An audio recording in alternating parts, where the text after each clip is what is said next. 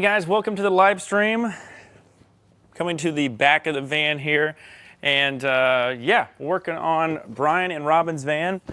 Getting ready to disassemble a bunch of stuff in this van so that I can put in the WeBoost. Now, I had originally these quick charge USB 3.0 outlets. I got two of them behind these Flatline Vanco Adventure Wagon compatible upper cabinets, and those two USB quick charge ports, they operate on 5 volts. I need 12 volts for the WeBoost, and not only that, I need more current than I can adapt the outlet to. So it's actually possible to get an adapter that's a USB-C 5 volts to 12 volts. The only problem is the current drops, and it's just not enough to run this. So even though I planned ahead for a upgradable WeBoost plug, when it gets down to the kind of math on it, it doesn't work out. But easiest solution is the WeBoost comes with a switchable cigarette plug, which is actually really nice because it's got an on-off toggle switch on the cigarette plug. And this kind of cigarette lighter plug style, you're going to be able to do all kinds of stuff. You could plug in, anything that has that style adapter to it, so it does make it more flexible. Since we still have 2 outlets, one's going to remain the USB 3.0 quick charge, and then it's going to have the on and off, and then the second one will be this one, so the 12 volt kind of lighter adapter.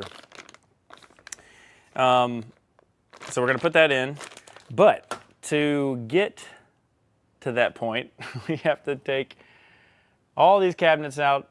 We got to partially take out some Adventure Wagon panels, and I thought during this live stream we'll just kind of, it's going to be a long stream today.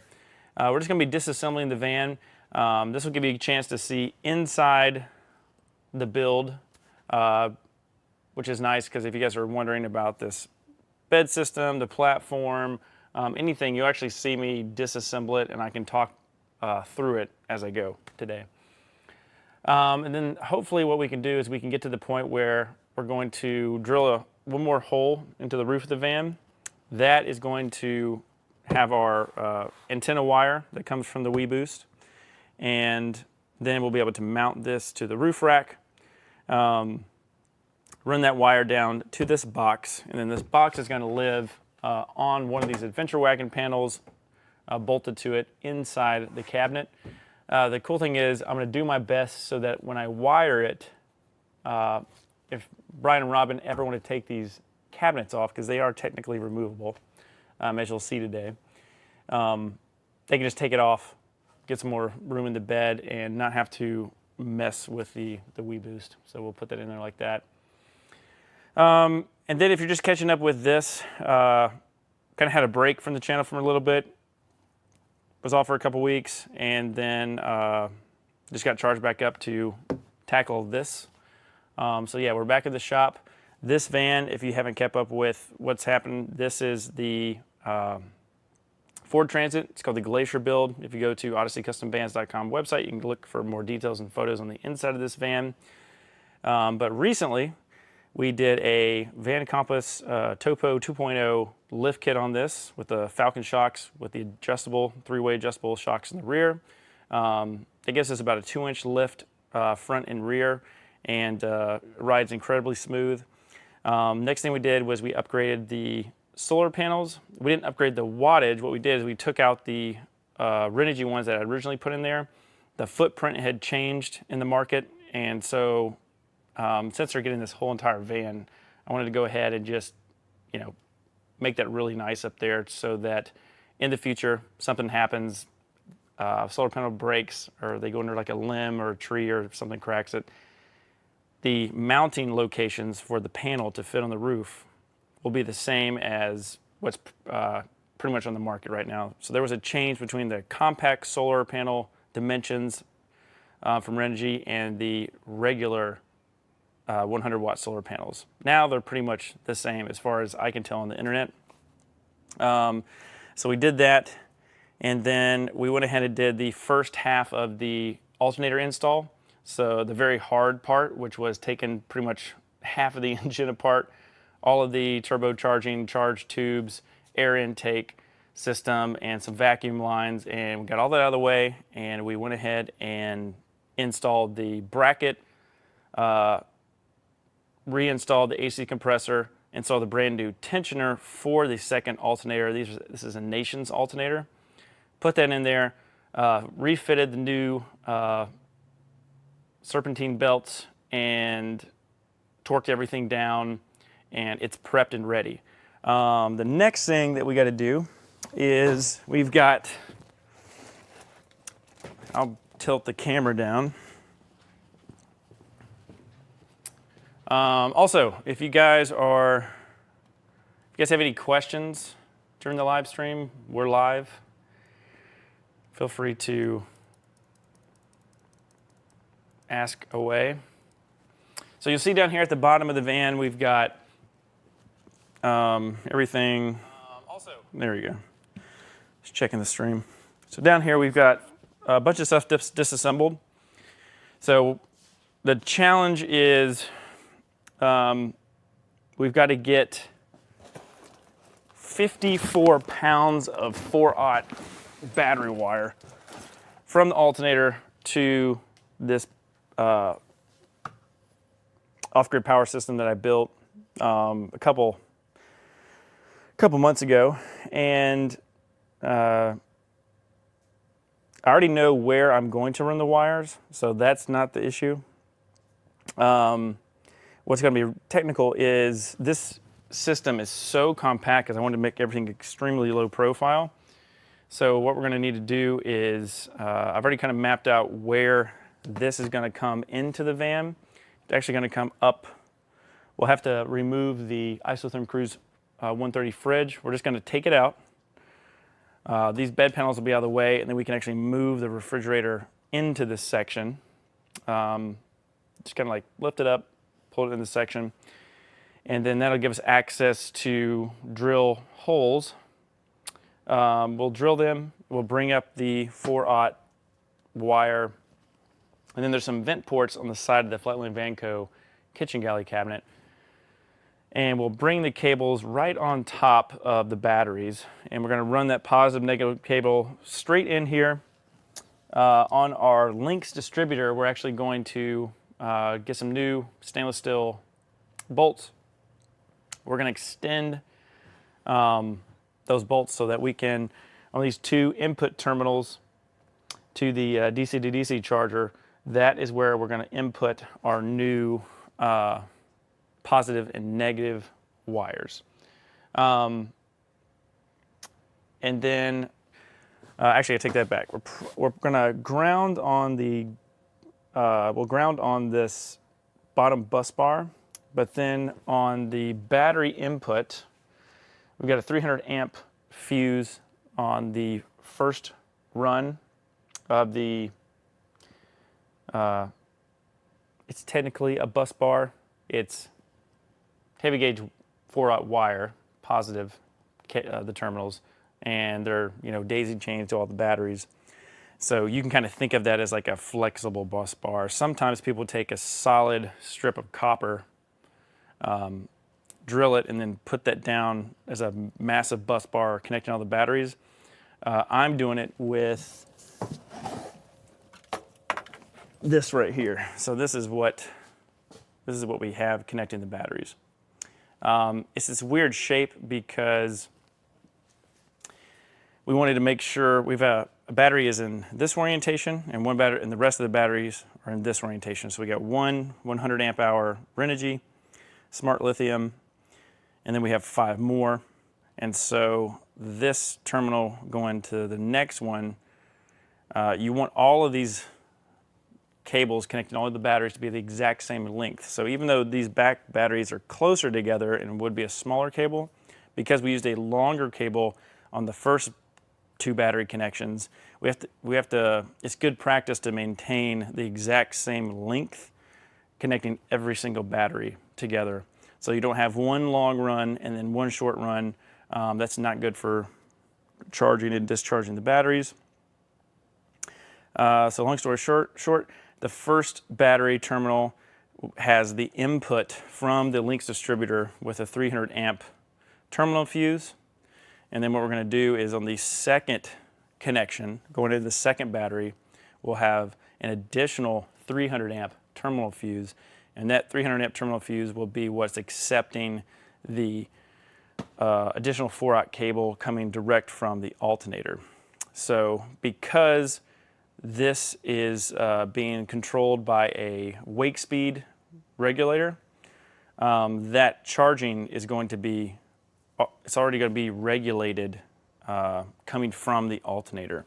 So we don't need like these DC to DC boxes, for example. You don't need an additional one because the wake speed is taking care of that. If you don't know what a wake speed regulator is, that is what is communicating with the high amp output alternator and managing that charge cycle. So that is that's what we're doing on this power system. I also have this Victron Energy Blue Smart Charger. This one is the Bluetooth controlled, so you can actually log in with your phone and you can monitor the charge profiles as well as how much charge current is going to the battery. And I'm going through and I'm just going to, I'm top balancing that very last battery. Over time, your batteries will charge and discharge, and even though they're all connected together, sometimes the charge and discharge rate varies, and then over time it might get out of balance, and so it's necessary, and maybe this might only happen either once a year or once every 2 or 3 years. It just depends on how you're using your van, but they may go out of balance. If they do, it's not a big deal. You'll just need to disconnect all the battery terminals and then individually top balance or fully charge each one at a time. And your goal is to get them all at the same voltage as close as possible. And then if you do that, they're going to charge and discharge evenly together. So if they kind of get out of whack, you can bring them back into proper balance. So yeah, this is just like a big, I guess you can call it like a PDI. It's like I'm kind of doing a last final inspection for these guys so that when they get their van, they don't have any issues. Everything is ready to go, fully charged. All the systems have been tested. And but between all the shows and the trips that we've taken with this van, everything's already working great. But while we have the live stream up, it's good to kind of just talk about it because I'm sure you guys are wanting to learn about all this. Also, this system, this is this system where every component is individualized. So the EcoFlow that we did on John and Susan's build, that one is kind of an all-in-one unit. The pieces aren't individual. And there was one comment about worrying that an all-in-one unit, if one component fails, you have to get rid of the whole entire system. All that is true. If something does happen like that, sometimes the risk, the benefits outweigh the risk. So the benefits is it installs easily. There are replacement components if something should fail in that unit. Now there is probably a headache of taking the whole unit out and having to send it back in, but that's why going through a builder such as myself kind of offsets that and gives you a little bit more peace of mind. So for example, I'm not going to put something in somebody's build that I built for them that I'm not going to have some type of plan on resolving an issue that they have in the future, no matter what the system is, if it's EcoFlow or a custom off-grid power system that I make. So, but then with this system, if you had a component failure, like these Renogy DC to DC combo units, if we had one fail, then we've got another one, we have a second one that's already in the van. So that's strictly redundancy. So I did 2 in this van for redundancy, and I did 2 because I wanted to boost the current, the rate at which the battery's recharged. However, Brian and Robin came on and said, hey, let's do a second alternator. So not only do we have 100 amps DC to DC charging from this, but we're also going to have the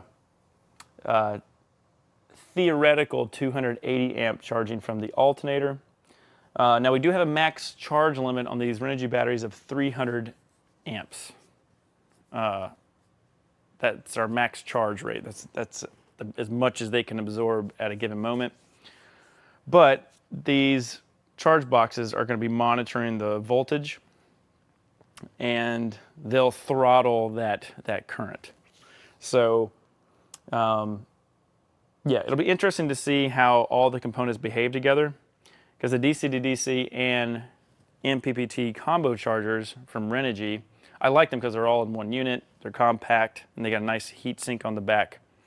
But those boxes are always saying, you know, how much solar is coming in, and then are we driving? And it's kind of modulating between solar and driving, or both. If you're driving down the road middle of the day, accepting solar and DC to DC charging. So that is all monitored through the M1, the Renogy M1 controller. But now that we're going to have the wake speed installed, we have a Victron shunt that is a 500 amp shunt that's installed. That is what the wake speed will also be connected to. And so all those things are going to be tied in. And then through the Victron app, you'll actually be able to monitor that charging details if it's not captured in the Renogy M1. So if you're trying to do a simple DIY, I know this may sound like this is like crazy, but this is the type of system where they're going to be taken out on trips where they may be in one place for a couple days and in hot weather, so they want to run the AC unit, and they want to be able to top off the power system in about an hour, about 50%. I think that's what we kind of talked about. So, in order to do that, this is the type of system that you would be looking forward to. The EcoFlow, on the other hand, is designed for a different type of scenario where more of the current input is going to be due to driving. So that system for John and Susan is 90 amps. So we combined the 60 amp circuit and the 30 amp circuit on the EcoFlow, made it 90 amps. So when they're driving, that's 90 amps. But to offset that 90 amp limit, what we did is we installed 580 watts of solar on the roof. So this van can only fit 420 watts, and then John and Susan's is 580. So since now we have a lower driving amp intake or charging options, we added more solar to kind of offset that. So there are two completely different builds, but you can see you're really just kind of tailoring it to the need of the client. And then finally, both of these vans, John and Susan's and Brian and Robin's, they both have shore power charging capabilities. So if you're at a friend's house, RV park, you can also top it off. Yeah, that was just kind of a quick overview about, if you guys haven't watched the channel or just kind of catching up to seeing this whole entire massive power system in here, that's how it works. All right, I'm gonna hop over the computer, grab my phone to see if we got any questions, and we're pretty much just gonna be hanging out in the shop, taking the bed out and all that good stuff. So, got plenty of time to ask questions if you guys have questions.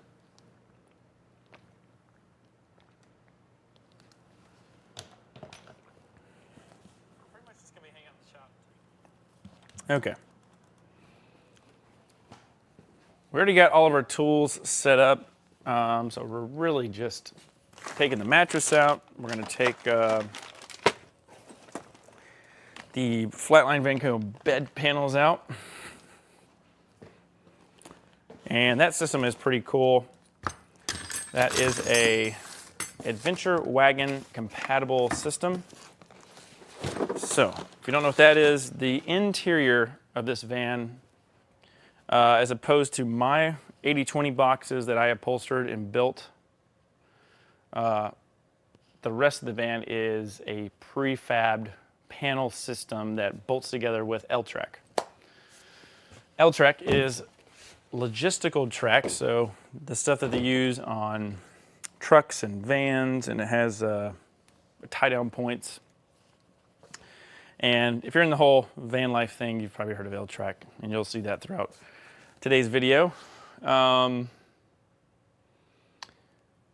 Yeah, so I'm going to start taking this stuff out.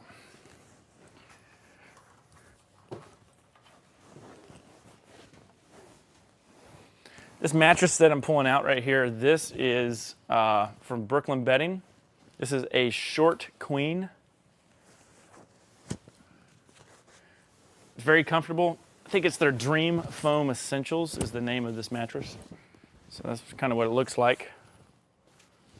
This is not sponsored or anything like that, but just so you guys get an idea. It's a very comfortable mattress. And yeah, all this stuff is, the bed sheets and stuff are kind of for looks, but since we're getting this van ready for final delivery, it's time to get this thing knocked out. Okay, next, these Flatline Vanco panels, they have 6 bolts. And one thing I like about this design was it's modular. So it does take some tools to get things to unbolt, unscrew. But if you really need to reclaim your cargo van as a cargo van, you're going to be able to do that.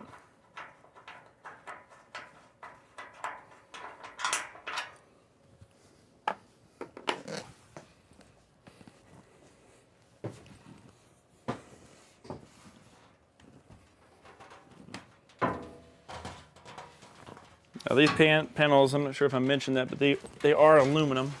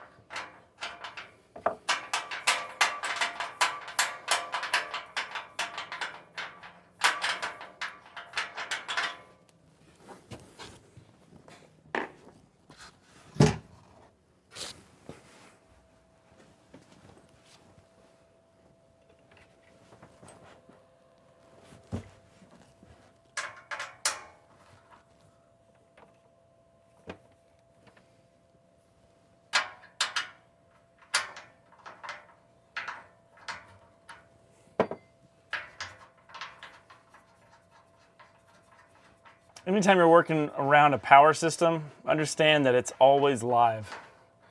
So what I mean by that is even if you turn off your battery disconnect,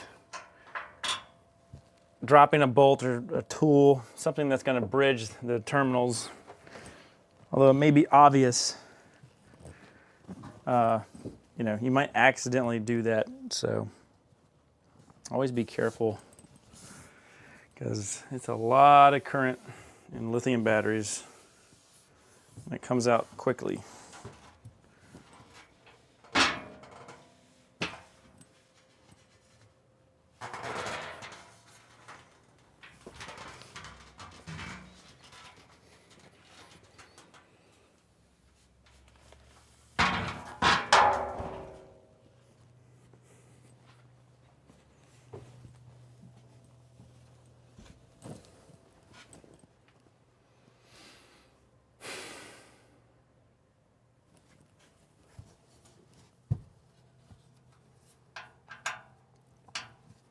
This third panel I'm working on is pretty interesting with the Flatline Vanco system.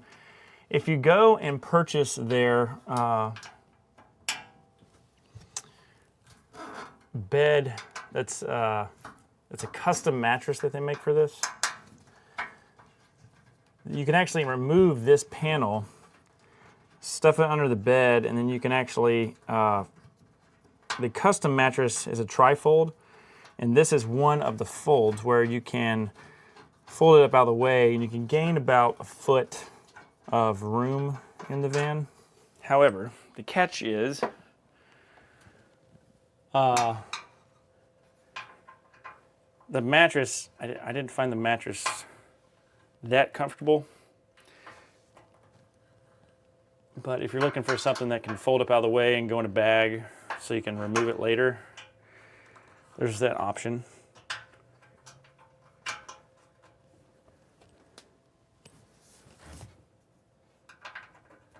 But I don't know, I'm kind of lazy. If I go camping in my van, I don't want to be taking bed panels out to when I'm ready to go to bed. So that's something that John and Susan and I discussed about their build is, you know, do you want a fixed bed or something that can be kind of modular? We did make theirs modular with a kind of like an IKEA bed hack, but they just, you know, they were happy with being able to just hop in the bed and not have to set anything up. So,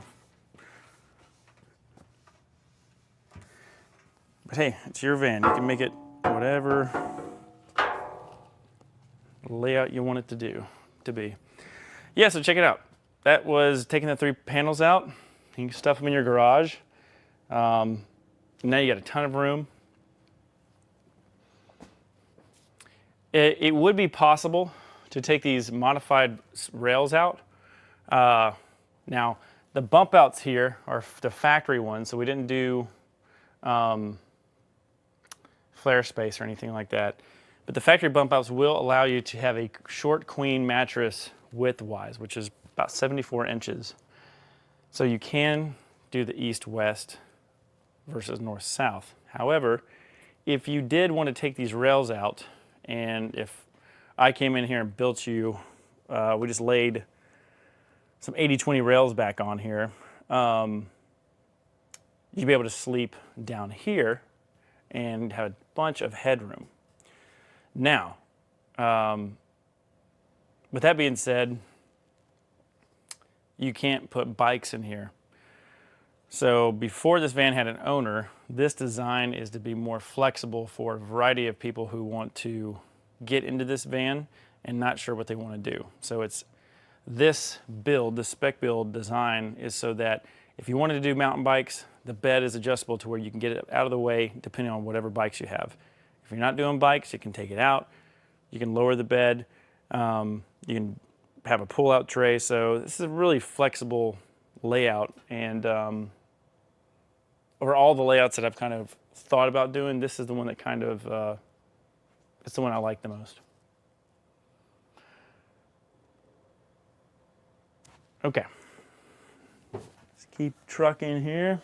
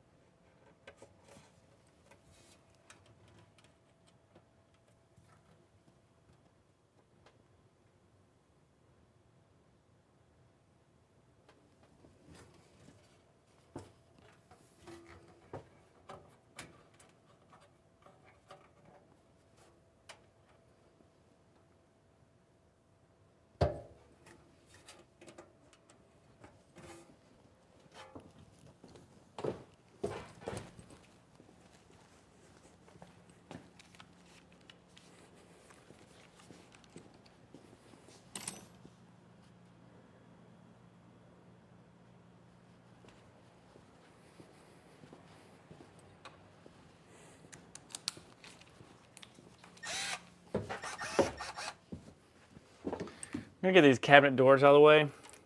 I will have to readjust these when I put them back in, but it should not be too much of a pain.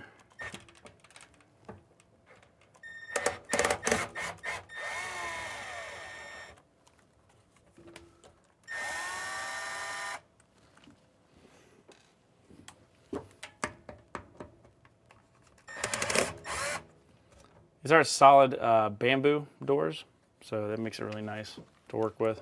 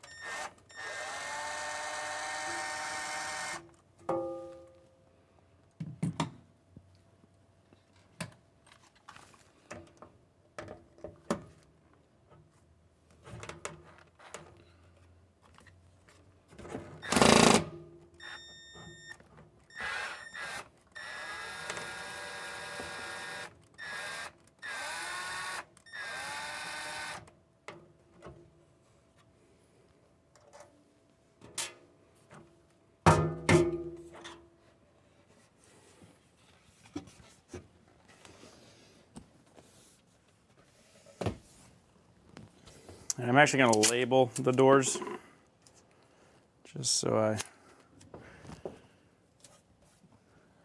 don't forget.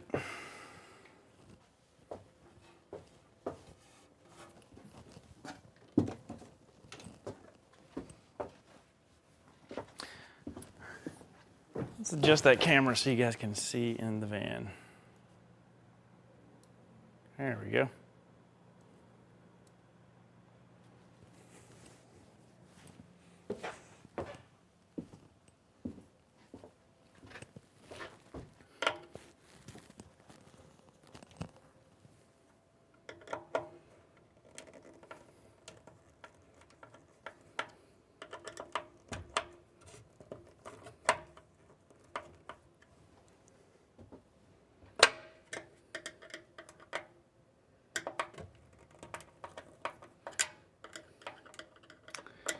We also have some upgraded water tanks that are on the way. The first two that I ordered, they were ordered almost a month and a half ago, and they are, that company, I guess it had some issues with their molding machine. But I really want to review their tanks because in this industry, there's really not that many options of places you can buy stuff. And so what I did was I went back to an original supplier that I've used their tanks before, and that company's Northwest Conversions. So Northwest Conversions had the tank that I want in stock.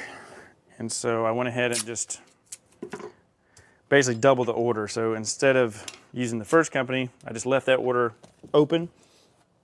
And then I went to Northwest Conversions and ordered their version of the same thing. So that is actually supposed to be here either today or tomorrow. And then we can actually start prepping to mount those underneath the van. And these are just the final upgrades of this custom build for Brian and Robin. But I like that they were doing these tank upgrades because it's what's really necessary in a van like this. I actually used a ton of Loctite on these cabinet doors. That's kind of funny.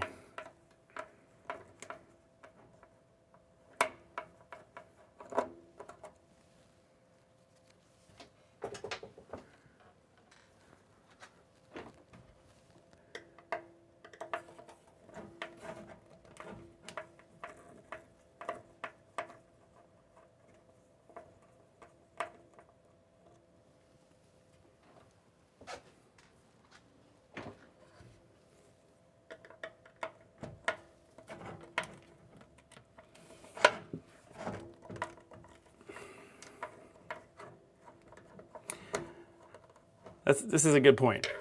You do not have to take these cabinet doors off to take the cabinets down, but I need to get access to the L track in the back, and then, you know, make these cabinets lighter for me to be able to handle them easier. So that's why I'm taking these bamboo doors off. They're not super heavy, but 2 of these solid bamboo panels, they do make a difference when you are solo doing this.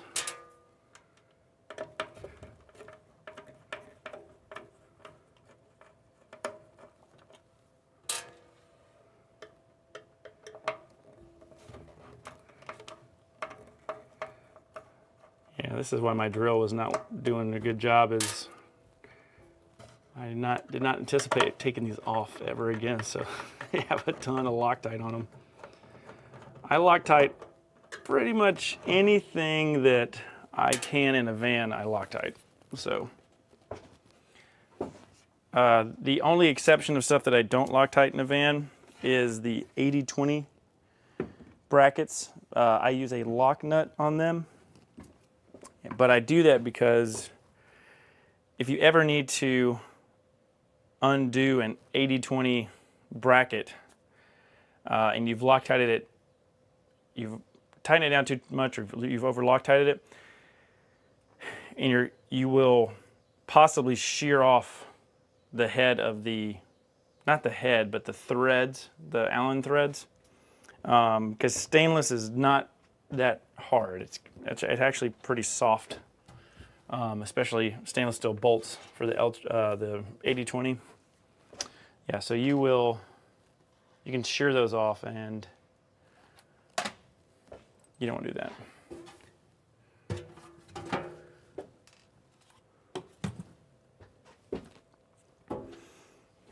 These cords right here that are inside, these are 12 volt kind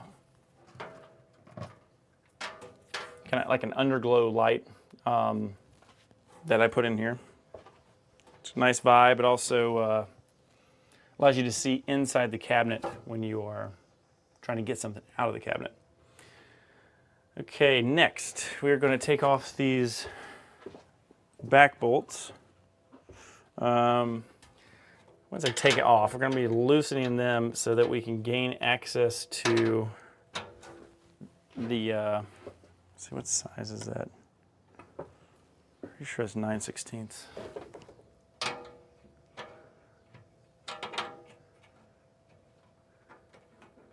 Huh.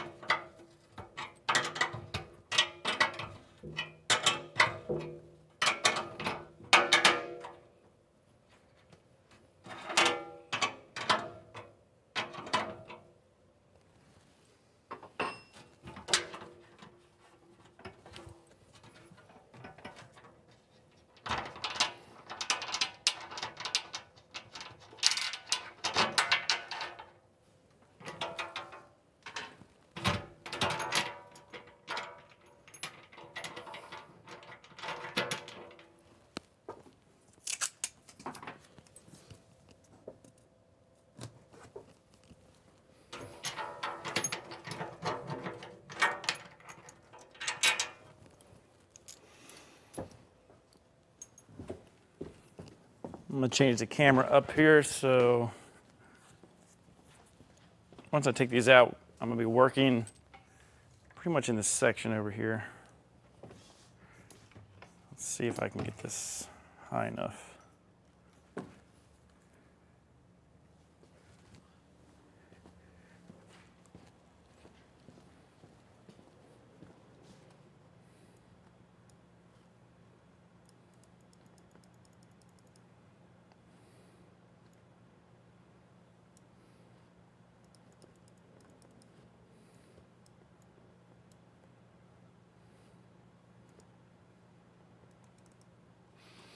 Okay.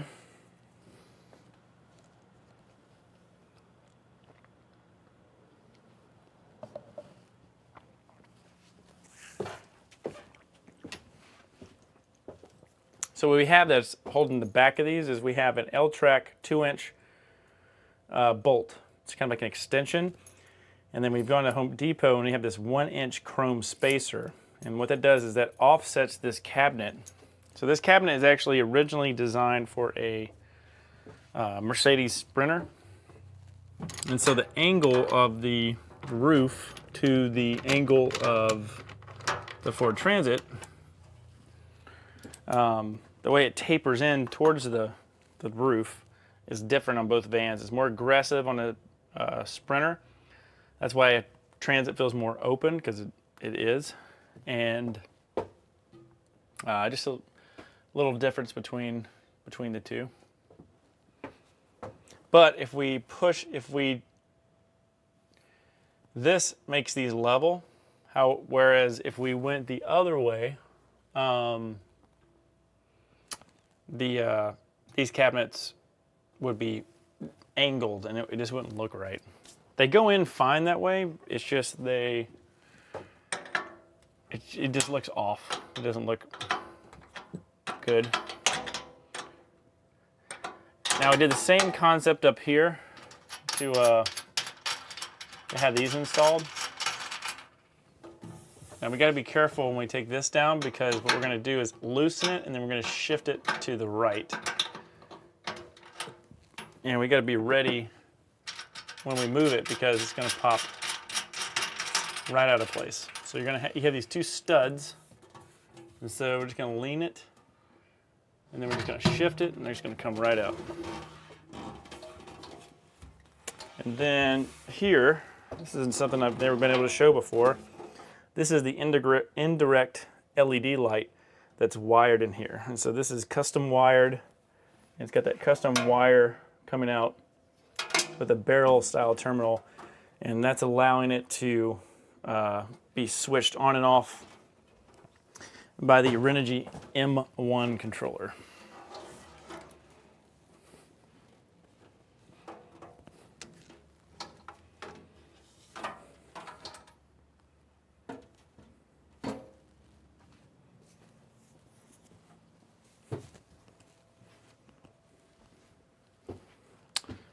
Yep, next we're just gonna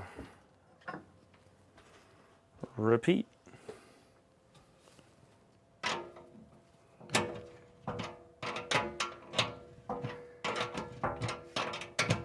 So if Brian and Robin are watching this, the only thing that you have to go easy on is these bottom ones, because it's more of a matter of something falling out and scratching something or losing a bolt. So we don't want to do that. But when you do take these bottom nuts out and the top ones, you're going to want to put blue Loctite on them. Really want to make sure that they are secure.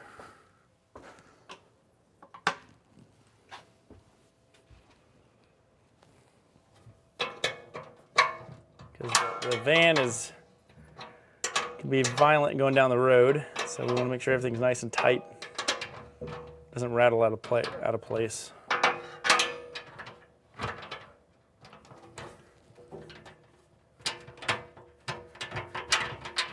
Now I'm hoping I only have to take off 3 or 4 ceiling panels to gain access to where I want to locate these wires.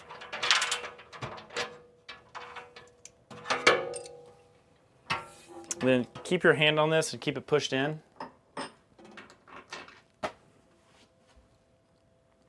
And now we can actually come over here on the right. We're going to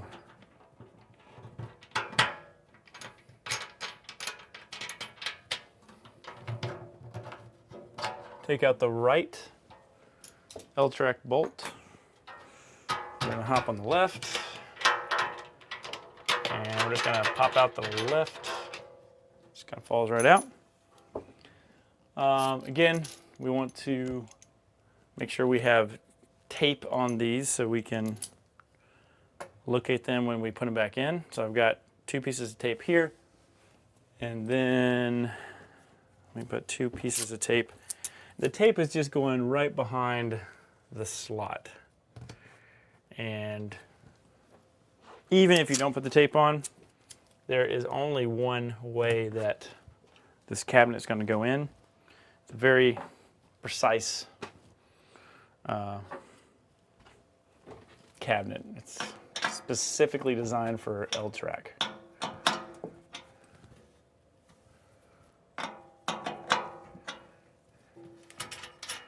And I would have the interior lights on, but I've disconnected the power system because I've disconnected the batteries so I can top off all their charges.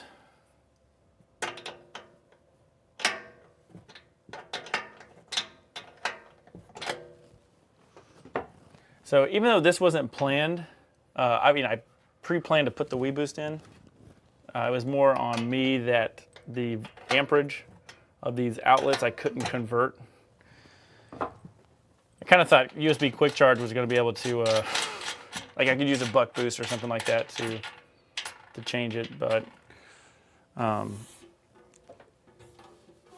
if I was doing this install from the start, this is exactly how I do it anyway.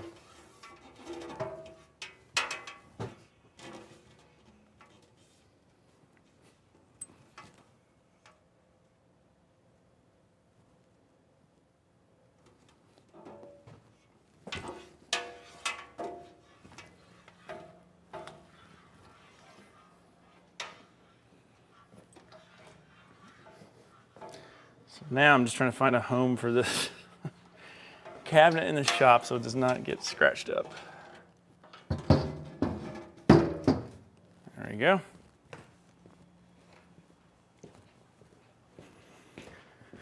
There's also another company that I like. So Vandermoon, which is sold by Rover Vans, they have a soft touch. It's a hard cabinet, but it's soft touch on the outside. And it can go right in. It's padded. It's got a little bit different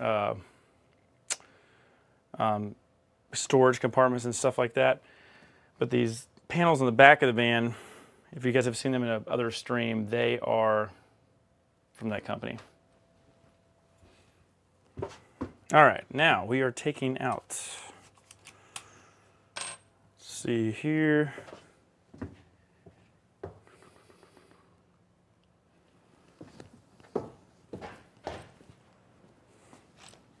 So now we can actually disassemble the Venture Wagon panels. So you can see this is the 2 USB quick charge ports that I installed. These things are awesome. So look at this. You've got 4 ports. You've got a 65 watt PD connection, and then you got a 3.0 QC, which is the quick charge, and they're individually switched. So you can put your iPad or MacBook Pro in here, plug it into the 65 watt, hit charge, and just leave it up here in the cabinet to charge. So that was the kind of the original plan. But today what we're doing is we're taking this bottom one. Actually, I'm going to get the WeBoost out, and we're going to, yeah, you're going to actually see how I kind of think through these things and put this stuff together.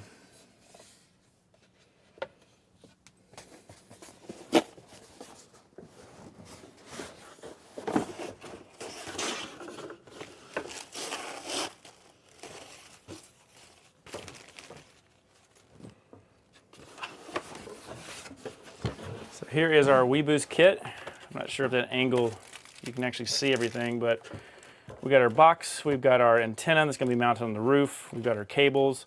So we're going to take this out individually and we're going to kind of play around to see where this would fit best.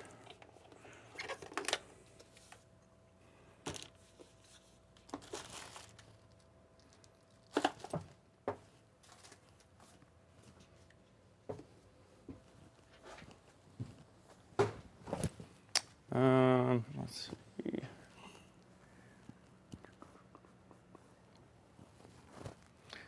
Now I gotta find where I put. There it is. Okay. Go grab my phone so I can see if you guys have any questions. Yeah, feel free to ask questions.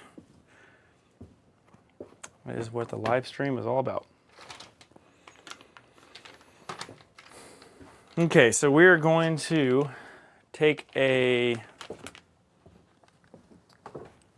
cigarette lighter socket adapter.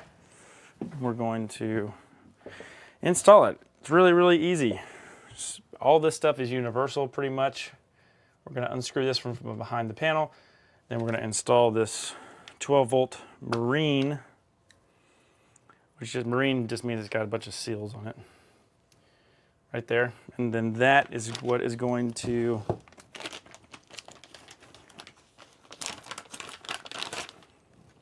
plug into here. So we'll have, and it's either going to be one, I'm not sure yet. We'll figure this out. It'll go in here and see now this actually has an on-off switch. So I was going to hardwire this in here, but this is, you want things to be modular in a van. If I hardwire this, then, you know, if you wanted to take this out, this would be hardwired into here. So I did buy the kit so that I can hardwire it, but I've already fused everything, and it's not even about fusing it. This is a simple solution. It's a cigarette lighter plug and an adapter with an on-off switch. It's nice. You can take it out and just reuse this. This is the hardwire kit. So all of this has got to be packed behind this panel somewhere, and I don't even know if there's room. So this, I just bought it just in case, but it looks like we're not going to do this. So this is not going to happen. This simpler solution is going to happen.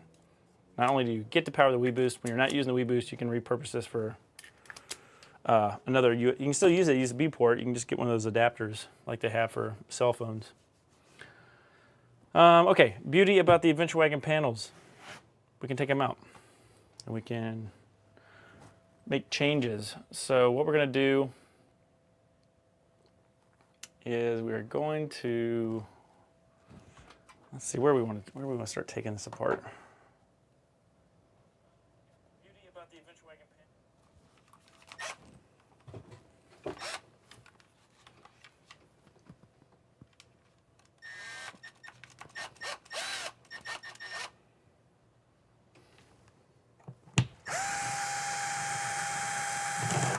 You're going to want to have this style drill adapter, because if you use an Allen wrench, it is a pain in the butt to get this whole thing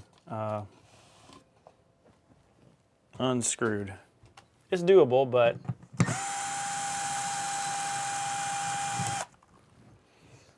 still a pain if you want to do it quickly.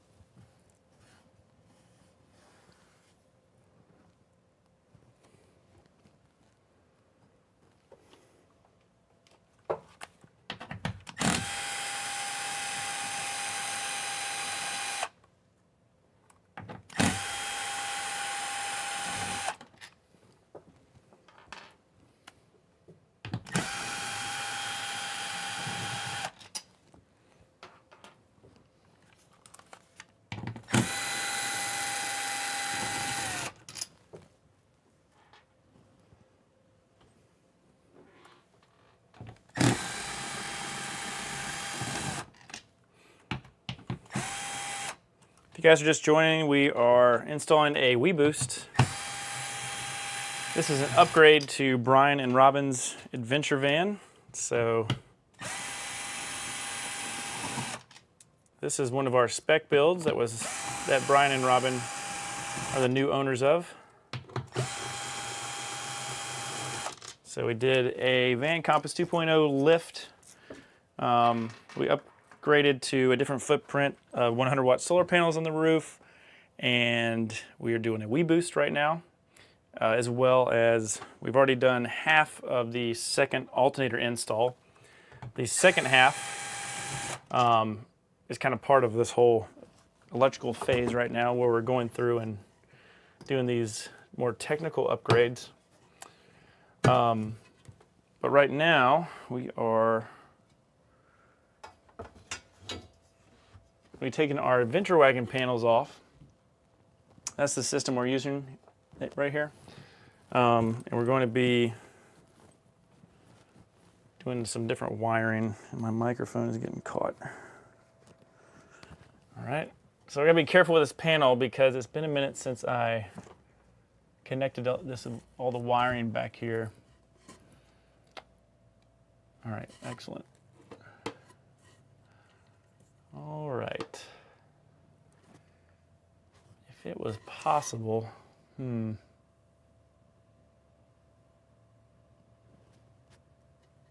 see what I can do. Can I lay this down?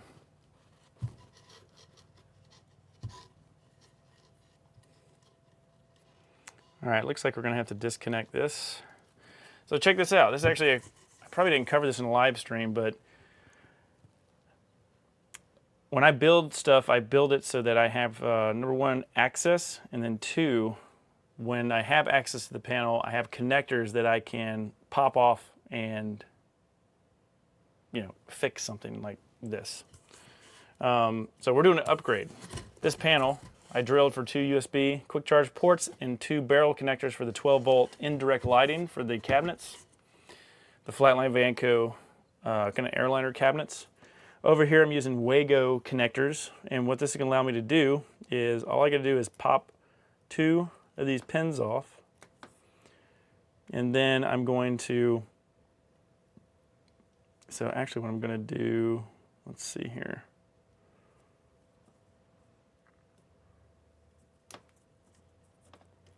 I'm going to undo the negative one, and then I'm going to take out the positive ones.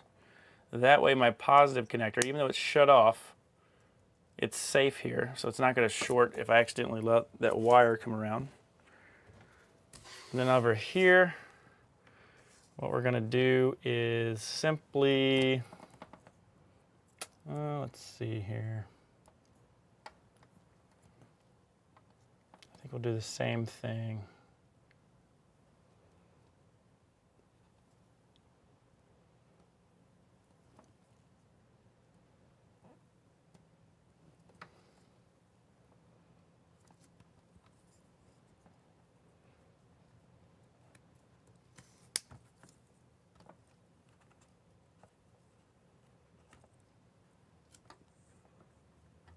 So this one I'm actually going to do differently because I don't want to.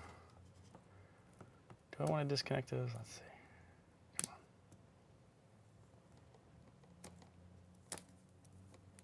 on. Okay, there we go. So see, with the Wago connectors, I just took apart my whole panel. Now I can take this somewhere and work on it. And probably what I should have done was figure out where we want to mount this, but this is pretty self-explanatory. I can't mount it here because we got the L track.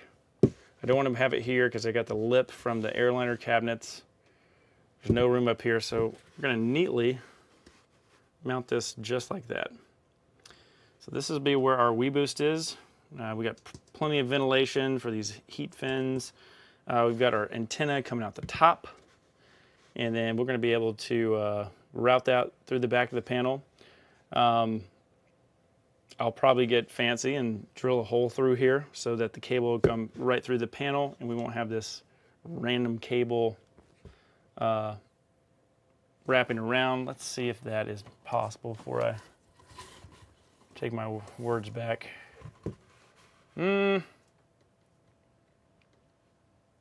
no, I'll have to walk that one back because you see how there's this support here? It's okay to bolt this here.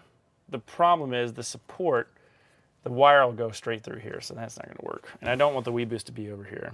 I want it just to be over here because we need to keep this area nice and tidy, compact. So we're going to leave it just like this. And it's only on 1 foot run, but that'll make sure that we don't have to actually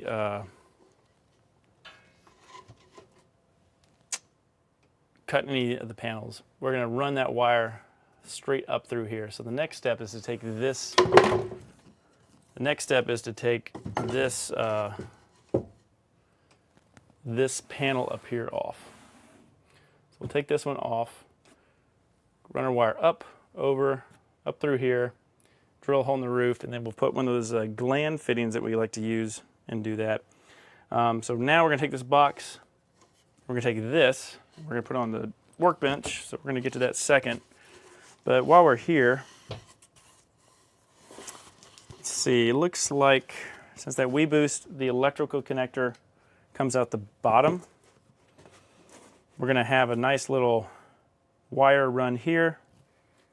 We'll take our new plug and it'll kind of go into here, and then we'll have probably like some type of holder for this extra wire so that it can go right into there. That way Brian and Robin can actually remove the WeBoost from their van. So you might want to be able to do that for security reasons. So say, you know, you're doing it in a hotel for the night, you want to take some expensive stuff out of your van like this. This is pretty expensive. This WeBoost can pop out of its holder, and you can take this whole WeBoost. Well, you can take it out and use it for something else. You know, you can get another antenna, and I guess you could use it in a different spot. Anyway, the point is you can take this out, undo the wires, and then when you get back in your van, you can just snap it back in place.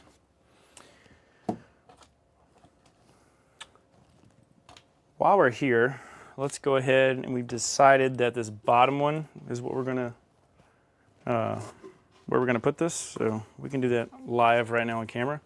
It's just like this, and we got the bottom one here, this one. And so we're just going to take out our negative.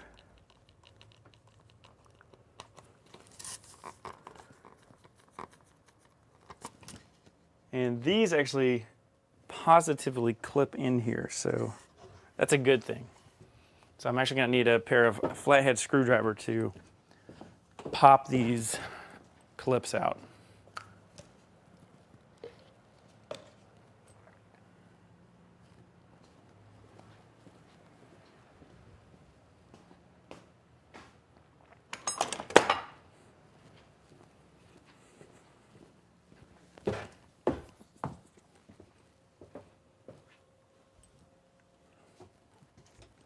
All right, so the bottom one is the one we want to do. We got these little plug protectors, and we just want to gently pop this clip out.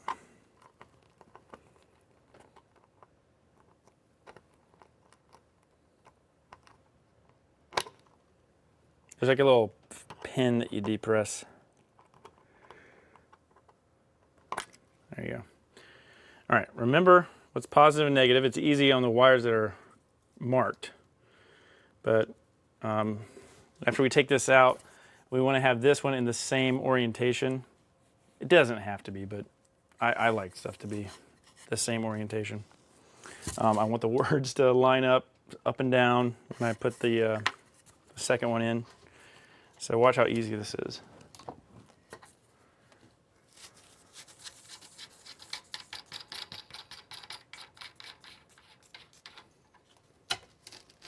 Okay, so that's our quick charge 3.0 port taken out. We'll probably use that on something else. Right here, this is what it looks like behind the scenes of the upholstery that we cut out. Now, this is very this is what you want to do when you drill this hole out. Do not drill from the front. You want to drill from the back. And what you want to do is you don't want the fibers to catch. You're going to drill until you feel like you cut through the wood. You're going to stop, take the little piece of wood out. It'll kind of peel off of the upholstery, and then you'll still have this flap of fabric, and then you're going to take a X-Acto knife and then actually cut the rest of it out of the way. This Marathon fabric, I guess all of it, but it has a Teflon fiber in some of these different products, and these fibers along with whatever other fibers we're using, the hole saw will grab, and since this is such a strong, resilient fabric, it'll grab and it'll actually rip out, and you'll have this thread that'll pull through the whole entire thing. And yeah, back in the day, I did that, and that's just a pro tip. You know, be very careful when you're cutting this stuff out. You don't want to ruin a whole entire panel that you just upholstered and have to go back and rework it. And again, these things are super simple. So they're just plastic. They got this little plastic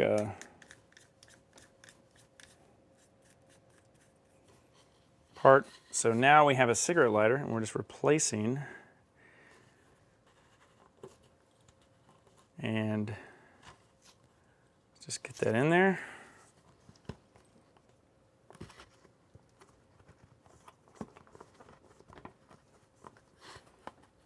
We just want to visually make sure that the words are nice and straight.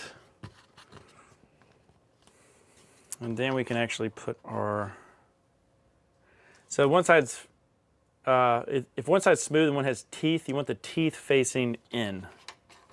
And that'll kind of help it grab. And then just hand tighten as tight as you can. Okay. So now we've converted that for our WeBoost, and it just looks very normal. And back on the back side, what we'll do is we're going to take that wiring harness that we have. We're going to just take our positives, snap that back on, and then we'll take our negatives. And a pro tip is you can take a pair of pliers and then just kind of, you might want to pinch down on this to just get a really nice connection. And then there you go. That is pretty much our panels done. Now we can actually move on to taking out the other panels so that we can drill a hole in the ceiling and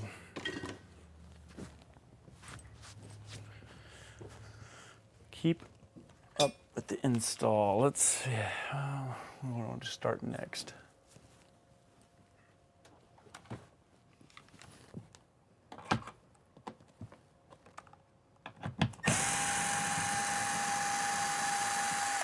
When you're taking out these L-track on a Vitro-Wagon or just your own, if you're going to do the same thing, always kind of keep one screw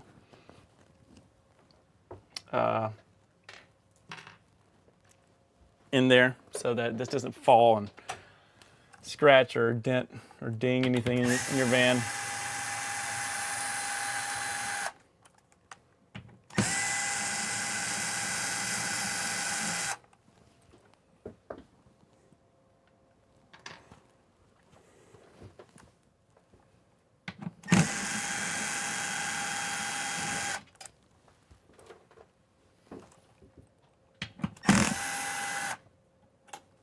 Okay.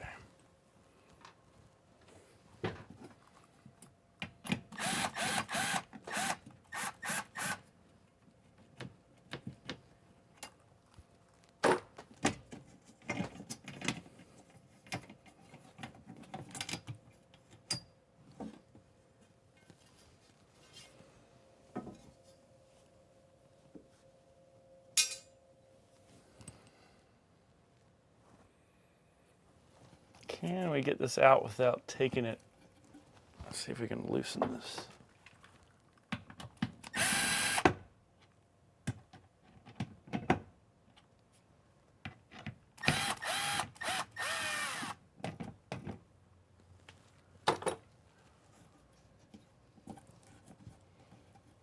maybe. I think we can do it. Let's see here. Just go nice and easy. I'm just gonna slip it out. Oh. If that didn't work, we'd have to take this out, which is, it's behind the refrigerator. And I don't want to do that. Okay, now we've got access to our roof. Kind of see behind the scenes, all of our wiring up here for the 12-volt wiring for the van. We've got barrel connectors, our circuit for the WeBoost and quick charge, as you guys already saw. And now we're going to make our way over here on this side. We're going to start taking out the 3M thin slit. And I'm not sure if I can get the camera. Let's see if we can redo the camera. Get you guys a view up under here.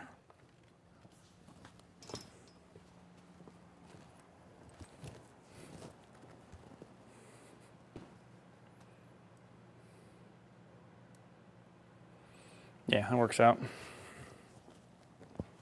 So right here is where all the solar is coming in. And I like to do an individual roof penetration for each one of my wires. That way, if you mess up one or catch one, you're not having to take the whole thing out. Pro tip, there's these corrugations on the roof where this stuff is recessed. And the goal is you want to not do the one that's protruding down, you want the one that's protruding out.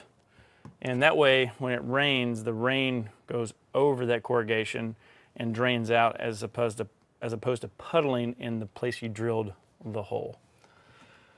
So right here, I don't know if you can see that. So we got these four. We're going to skip this and we're going to come back. And right here where my finger is, that is where we're going to install the next wire. So we're going to mark it, and then we're going to come around and just verify on the roof that we're going to be all right.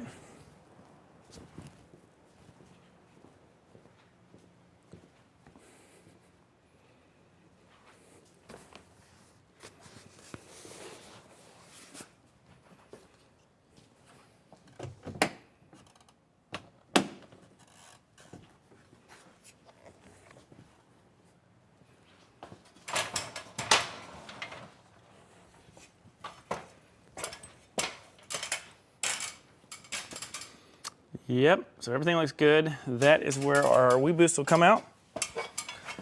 For the sealant we're going to use in the roof, I always use a black RTV sealant. And then I've got a whole box of something called waterproof cable gland kit with gasket. Now, I've got the solar memorized. I don't have the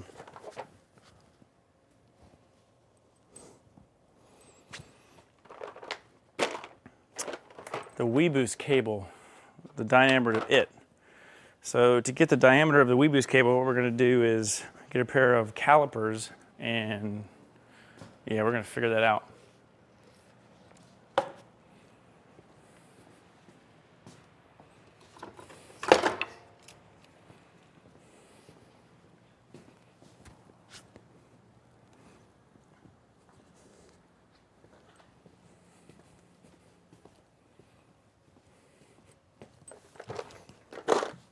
All right, so this is what we're using. We got black RTV silicone instant gasket.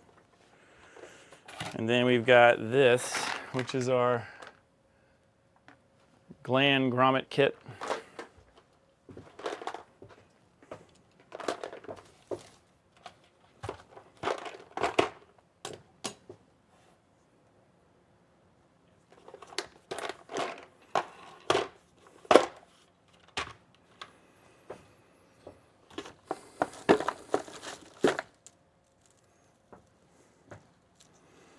Now, just like with the Ford Transit antenna, any antenna, network cable, you gotta be careful not to pinch it.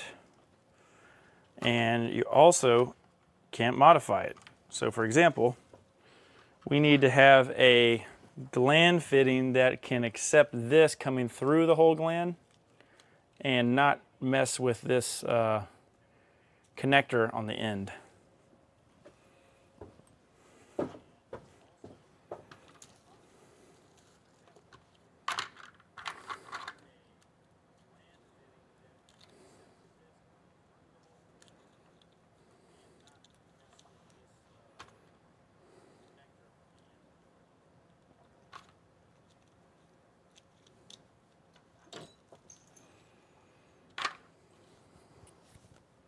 So the one that I just picked up, I think it's the 4mm to 8mm.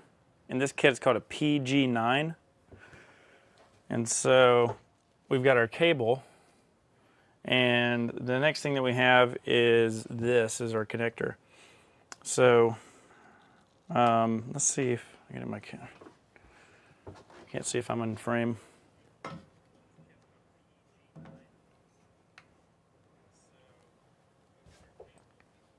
Yeah, so right here, if we undo this, we've got the cap that compresses the seal, but we're actually going to pull the seal out. We will reinstall it, but the seal, man, look at that. That is perfect. So see how the seal, we pop it out, and then now we can actually, this can fit through. Then we can push the seal over,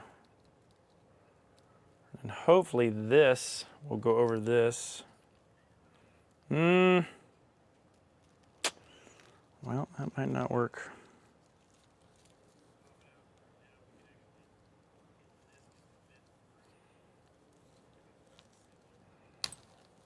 It looks like I'm going to have to do a different method. I thought this would work.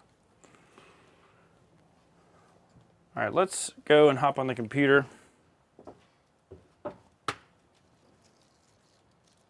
I think I might have to order something different.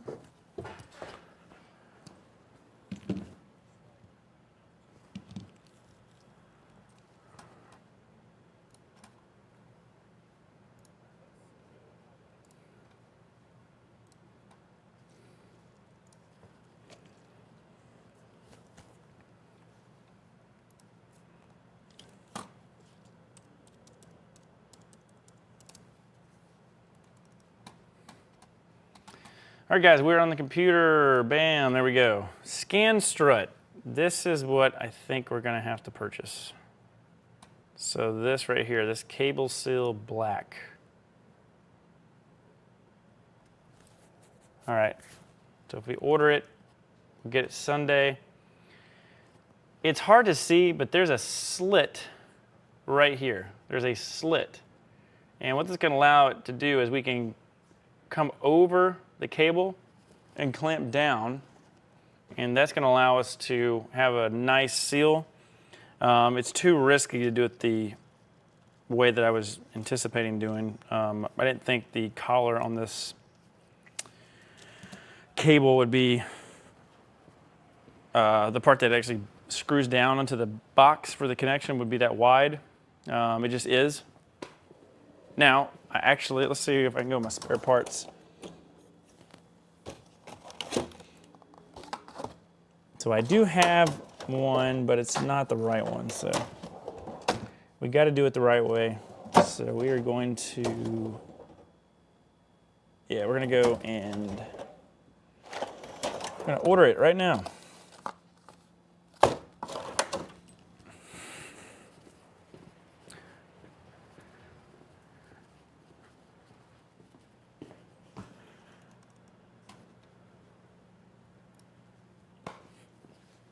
All right, let's pull this camera back out.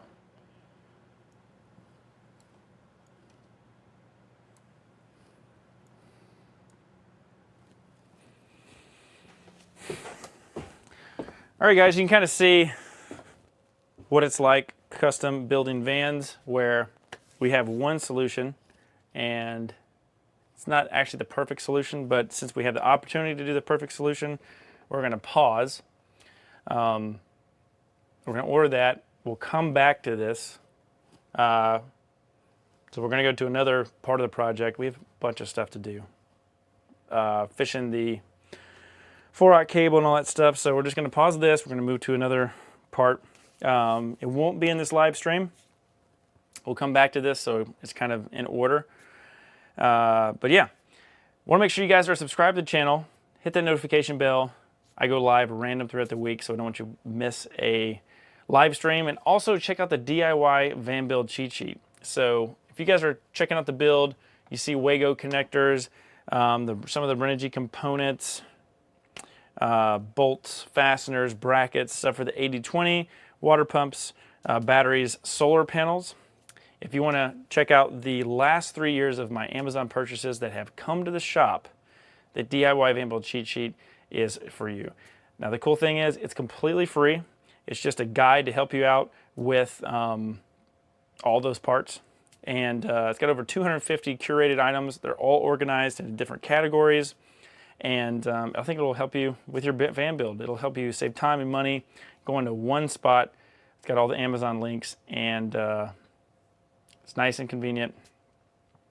There's more stuff that's going to be added to that later, but right now, head on over to vanbuilderhq.com, download the DIY Van Build cheat sheet, or click on the link in the description below, and you can grab it.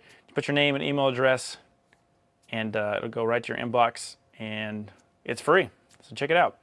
That's going to do it for the stream today, guys. Thanks so much for watching. If you have any questions that weren't covered during this live stream, put those in the comments, and we'll check on them in the next video. But yeah, we're going to sign off today. We'll be back with the WeBoost, the hole in the ceiling, and all that good stuff on the next live stream. So hope to see you there.